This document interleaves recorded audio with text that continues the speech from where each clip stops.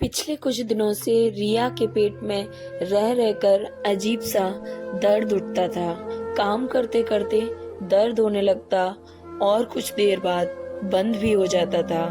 काम काज में उलझी रिया ध्यान नहीं दे पा रही थी खुद पर।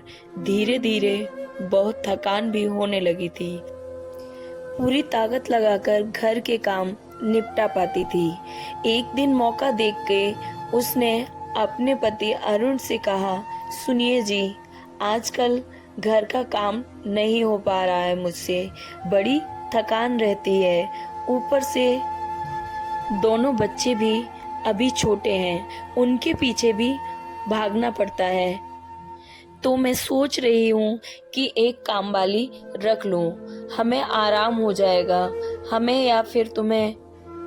क्या यार, तुमसे 2 बच्चे नहीं संभाले जाते, कभी पेट दर्द कभी थकान का बहाना पकड़े बैठी रहती हो। मेरी माँ ने तो पूरी जिंदगी अपने पूरे परिवार की सेवा करते हुए ही गुजार दी थी, वो भी बिना किसी मेड का सहारा लिए। और एक तुम हो, 4 पैसे कमाओ वो भी काम वाली के हाथ में रख दो। रिया को अरुण के इस जवाब से हैरानी तो नहीं हुई, मगर दुख बहुत हुआ। दिन भर घर की जिम्मेदारी में पिसती रहती हूँ, वो नहीं दिखता, मगर थोड़ा अपने लिए आराम मांगा तो बहाना लगाने लगे। अब घर में बुजुर्ग सास ससुर हैं, खुद हम दोनों हैं, काम तो सबका बराबर ही होता है ना।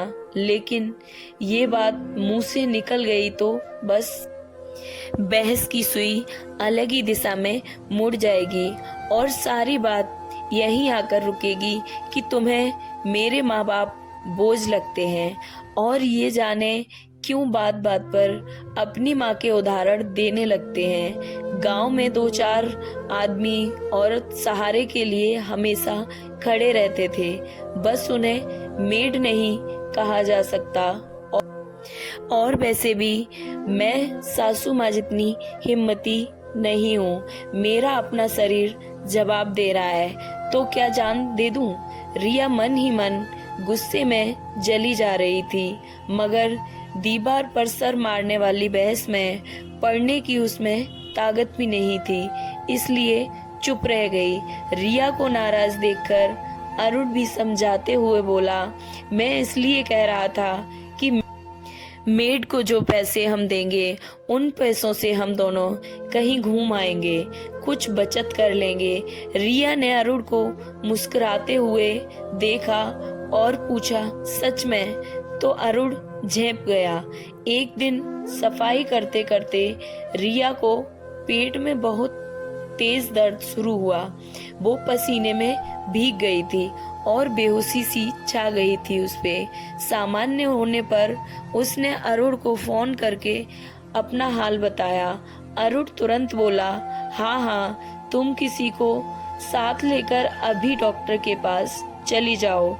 कितनी लापरवाही से कह दिया था अरुण ने। उन्होंने किसी के साथ चली जाऊं, पर किसके साथ जाऊं? बड़े बूढ़े सास ससुर या बच्चों के साथ? एक बार भी कह देते कि मैं काम खत्म करके तुम्हें डॉक्टर के पास ले जाऊंगा तो मुझे भी खुशी होती। पति अगर ध्यान रखने वाला हो तो बड़ी से बड़ी बीमारी भी हल्की लगती है। गुस्से में रिया ने आगे से अपनी परेशानी अरुण को कभी न बताने का फैसला किया।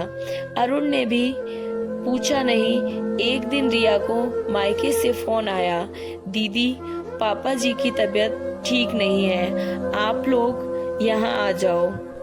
भाभी, क्या हुआ? पापा को? कहाँ है वो? कैसे हैं पापा? एक अनजाने भय से घबरा गई थी रिया। नहीं दीदी, बस उनके सीने में हल्का सा दर्द तो हुआ है, आपको याद कर रहे हैं पापा। घबराने वाली कोई बात नहीं है। रिया ने झट से अरुण को फोन करके सारी बात बता दी थी। अरे, इस उम्र में ऐसा दर्द होता है कभी कभी। आज मंगलवार है, बस 4 दिन बीच में है, हम रविवार को चलेंगे बच्चों के साथ। अरुण ने बड़ी लापरवाही से बोल दिया था, इतनी छोटी बात नहीं है अरुण, जितना तुम समझ रहे हो। जरूर मामला कुछ और है। मेरा दिल कह रहा है तुम अभी चल रहे हो मेरे साथ या नहीं? रिया ने दृढ़ होकर पूछा। ऐसे कैसे चल सकते हैं अभी? अरुण बोला।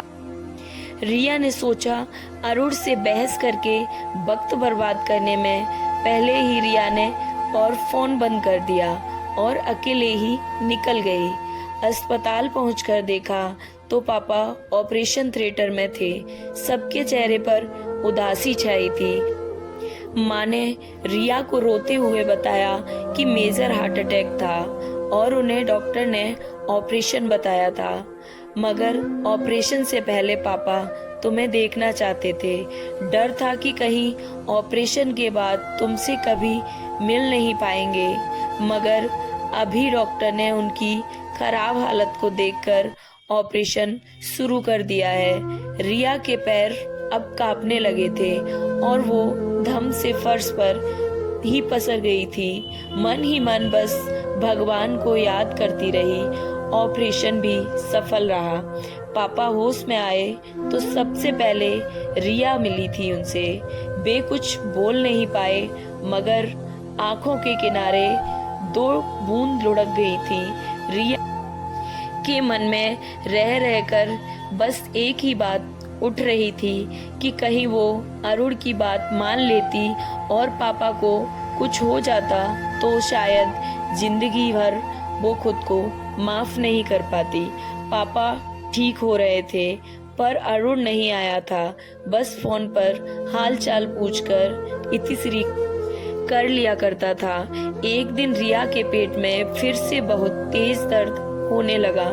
डॉक्टर को दिखाया तो पता चला कि रिया की बच्चेदानी में गांठ बन गई है, वो भी बड़ी सी।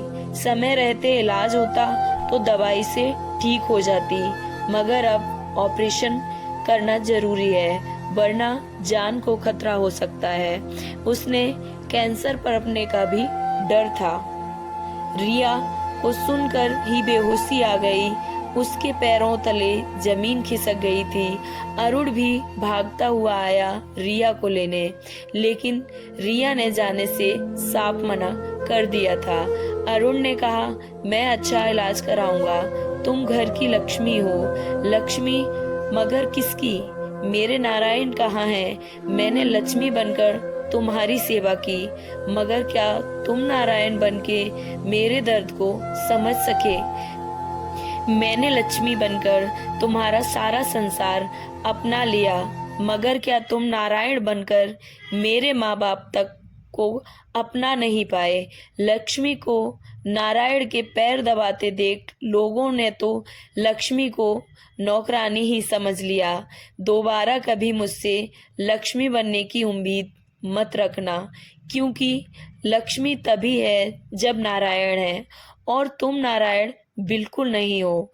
जो अपनी पत्नी को मौत के मुंह तक ले आया हो वो कैसा पति है? बरसों से दबी आ रही ज्वाला बाहर आज निकल ही आई थी। अरुण नजरें झुकाए अपराधी की तरह चुपचाप सुनता रहा, क्योंकि गलती तो उसने की ही थी। रिया की कही हर बात सही थी। उसने माफी मांगते हुए कहा, रिया, तुम जो सजा दोगी मुझे मंजूर है।